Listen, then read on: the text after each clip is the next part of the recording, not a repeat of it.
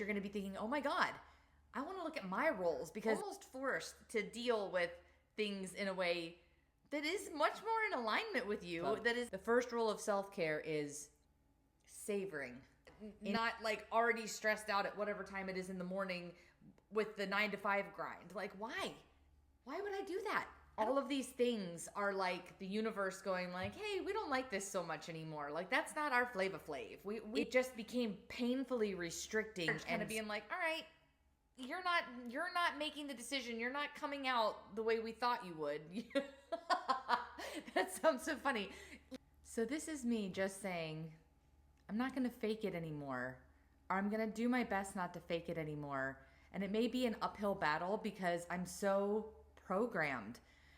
But it is more important than ever for me to be in a space where I'm myself, my true self.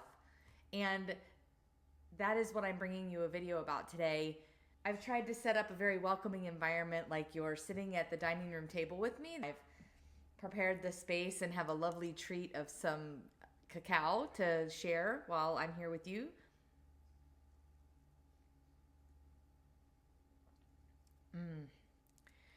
I find it to be incredibly inspiring. Today I want to talk to you about things that are going to help you shift your mindset, perhaps even kind of quiet the mind, as well as a part of self-care. I'm bringing this to you. This is my real actual journal that I wanted to pull things from for this video. If you're not somebody that has experienced synchronicities before, you may have pushed them away as like, oh, that's just a coincidence, or isn't that funny? I saw this earlier today and now this other person that I'm watching is mentioning the same thing in kind of a different flavor. We're in a eclipse season. These are very powerful times when a lot of changes can come about, and I'm really into this stuff. So I allow it almost as a spiritual guide of sorts to help get me excited and to help me intuit how I might be helpful to people. And thematically, and what's been coming up that I want to share my unique spin on for you so that you can take care of yourself and move toward a place of more ease and peace and self-satisfaction is that, and here are the main themes. Defining yourself or having self-definition, because going for what you want in life or feeling confident and feeling at home in your own body and your own day-to-day and what you want to do is going to be really hard to attain if you don't know yourself. And I'd like to thank my mentor, Alexa, for doing an amazing video on just that very topic. It was incredibly inspiring. If you don't know yourself truly, who you are, what you want, what you desire, then it's going to be really difficult, as I mentioned, to be able to live your life in a way that feels good. And I say that to you as a person who has only just about a month ago left my 9 to 5 after years and years and years of programming. What I'm learning is one of my top values is freedom. If I have to do something and it doesn't feel like freedom, like even the most mundane chores, and mind you, I have a Virgo rising, so we are like the get it done people, but for real, like if something makes me feel restrained, and not like physically restrained, though that could be the case, like I'm restraining myself, my defined self, then girl, I ain't gonna do that. And that's one of the reasons I'm presenting this video to you in this format. I really want it to be more of a chat, a conversation where I can be my bubbly, outgoing, optimistic self. I'm gonna share some examples with you in this video, and it's just like the roles that I have taken on that are so not in alignment with me anymore. And I just know that if you hear about those, you're gonna be thinking, oh my God, I want to look at my roles, because I would much rather be like Jennifer, casual at her dining room table, sipping a cacao, not like already stressed out at whatever time it is in the morning with the 9 to 5 grind. Like, why? Why would I do that? I don't want to do that. So I'm not.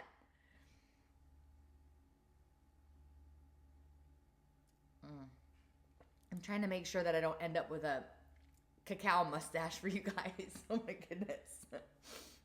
Oh my gosh, that's delectable. Another rule about self-care. kind of like Fight Club. The first rule about Fight Club is you don't talk about Fight Club.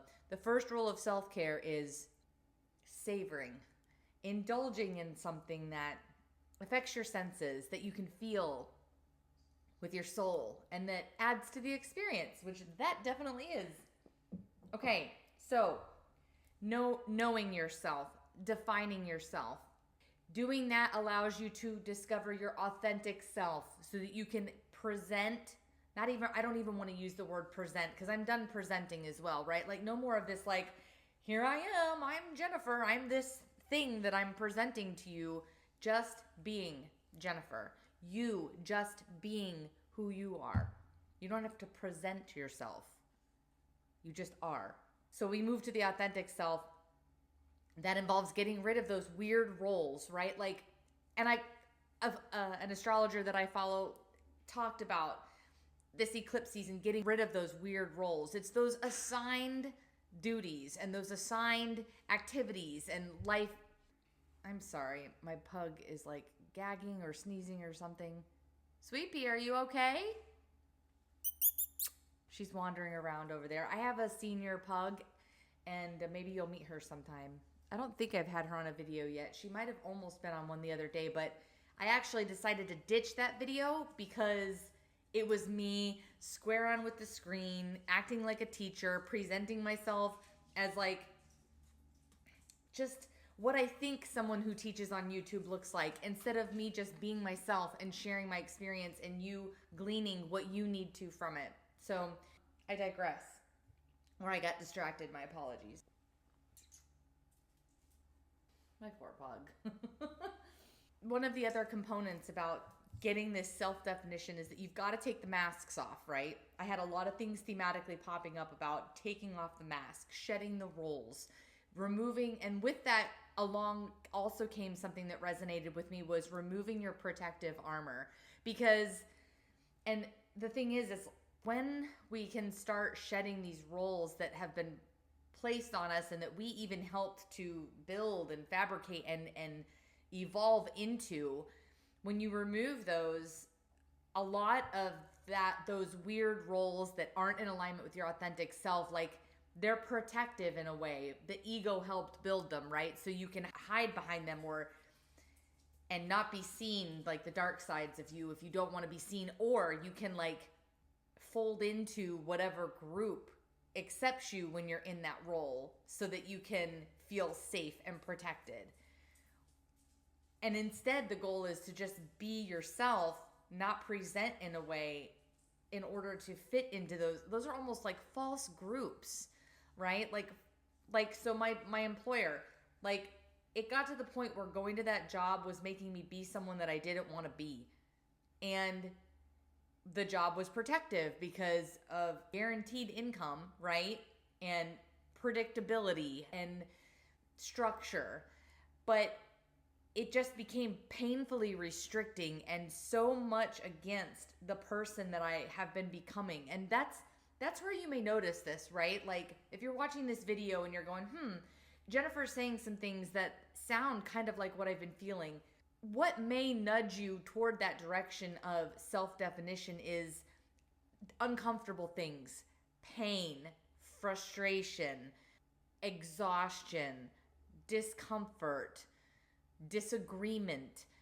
All of these things are like the universe going like, hey, we don't like this so much anymore. Like that's not our Flava Flav. We don't like, can we move away from this please? And it can kind of have a tendency to keep popping up on you if you don't take action. Or sometimes it's taking action, but sometimes it's also reflecting, which I took some time to do. I did some journaling, which we talk about journaling on this channel a lot as one of those things that can help us grow through whatever change that we're looking to accomplish. But the primary goal of this is to let go of those masks and define yourself, because sometimes if we don't let go and take the time to define ourselves, then the world does it for us. The world will make us let go. And we'll see like you get laid off at work, or your spouse decides to divorce you, or something happens to your home and you have to move towns. Those kinds of things that happen to us, I've come to realize that that's not just happenstance. It's my spirit guides and the universe at large kind of being like, all right, you're not making the decision. You're not coming out the way we thought you would. That sounds so funny. Like I'm a chocolate chip cookie in the oven and I'm not baking up the way that I'm supposed to. But seriously, right? Like that's so funny.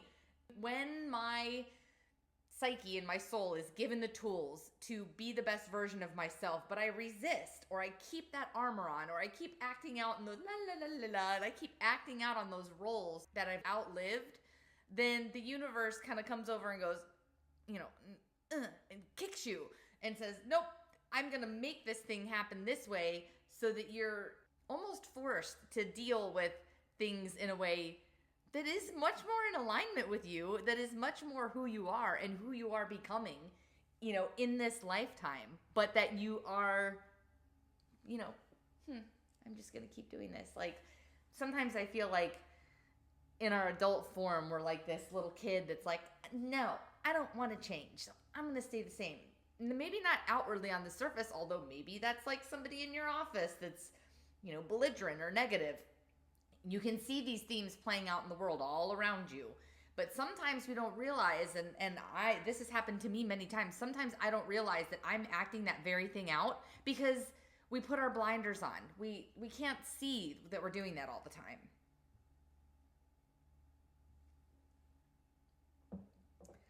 So, key takeaways from this video, and then I'm going to share some examples because I believe that when you hear real examples, that's when you're going to be like, oh my gosh, like I totally see myself in what Jennifer is sharing, and like this has got some weight to it. Like I need to take some time and look at this myself.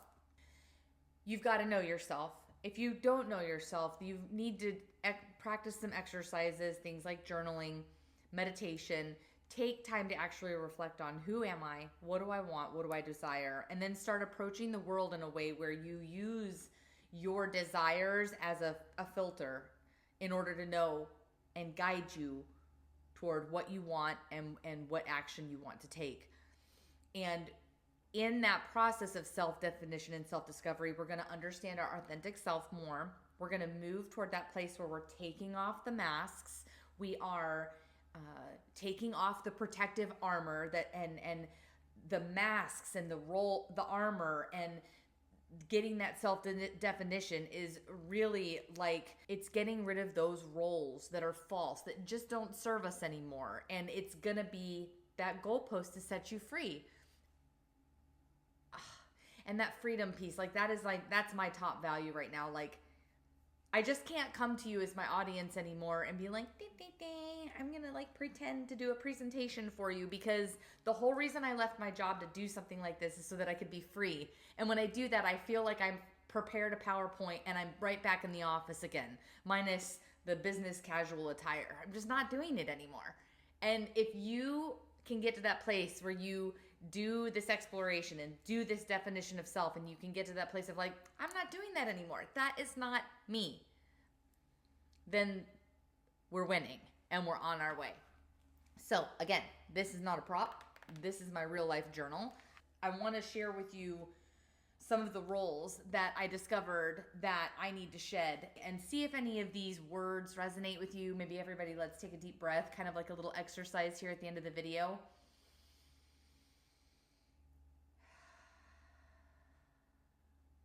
Hopefully it's the end of the video. I'm really long-winded. My journaling practice is on what do I want to let dissolve, and it ended up being related to kind of these weird roles that I've taken on, not only in my prior to leaving my 9-to-5 job, but after, as I've been starting this YouTube journey and kind of finding my footing in how do I maintain my freedom while helping others instead of slipping into these roles that are usually generated by fear. So first I have dissolve the polished, all-knowing, and perfect teacher that has experience. And I put melt this away and expose and share the childlike, imaginative, fun-loving, inspired, and filled with wonder muse, creative, and encourager, more coming on encouragement later, for the collective, while sharing my gleaned truths, what I have found to be true, that they may joyously infect another and infuse healing. And I drew a little heart. I love that. See, like when I read the polished, all-knowing, perfect teacher with experience, there's a part of my ego that loves that definition, but it's not me. That version of me doesn't have fun. The childlike version that's reading to you like a bedtime story and is just existing while sharing is so much more just real. Okay, number 2. I have 3 of these. The performer. Dissolve this role of the performer, tamed, framed, polished, needy, fake, and outlined. Like I'm within these outlines that I can't escape. Performing is such a thing. Melt this away and expose buoyant, color outside the lines energy, bursting forth energetically and electrically, ready to be transmitted to those who will hear. So full of color and belief that it spills outside of myself. And a feeling of being fulfilled, so not needy, but fulfilled through giving and needing nothing in return. I'm so determined to give selflessly and help people find the ability to do the same in the collective. Oh, inspiration. My writing may suck. Honestly, I don't care. Like I just, like if it just touches your heart even a little bit, awesome. It's touching mine again. And I wrote this yesterday. 3rd, a role that I want to dissolve. The fearful, yet fear-denying, self-pitying, courageless, terrified little girl that does not know her own worth. And then I put melt this away and expose the mature self-mother and collective mother, those who'll have me, wink, wink, who encourages self and others, who accepts fear and transmutes it anyway with the purest source of courage, who shines that light for others, who has the highest level of gratitude and imbues all her creation and shared wisdom with that very same gratitude. Well, that was sort of a reading meditation for today, but I am just feeling super inspired. And I think that's also a thing that I'm moving towards, right? As I'm dissolving that polished, all-knowing teacher with experience, I really see myself as more of a creative, a muse. Those words I think are more common, but for me, an encourager and an inspirer. If I can encourage and inspire you through my experience and guide you to some tools and other guides along the way and curate things for you so that you can find the answers that you need to find, like, chef's kiss. That's it for me. If you like this video, give it a like and subscribe, because we definitely I just hope to reach so many people with these inspiring messages. I want to continue the series that I've got, but I'm just shifting it into this more casual, come hang out with me. I'll teach you some things or share my experience and we can grow together.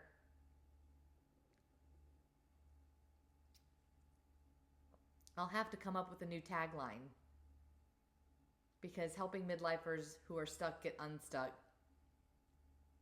sounds really algorithm-y to me. And maybe some of this stuff has to be algorithm-y, but I'm going to figure it out. And I'm going to be me while I do that. All right, enough talking to you guys. Have a great day. Take care, and I will bring you more soon. Ciao for now. Is that even something that the real Jennifer does? I don't know. Again, back to the drawing board. Take care, everyone. Cheers.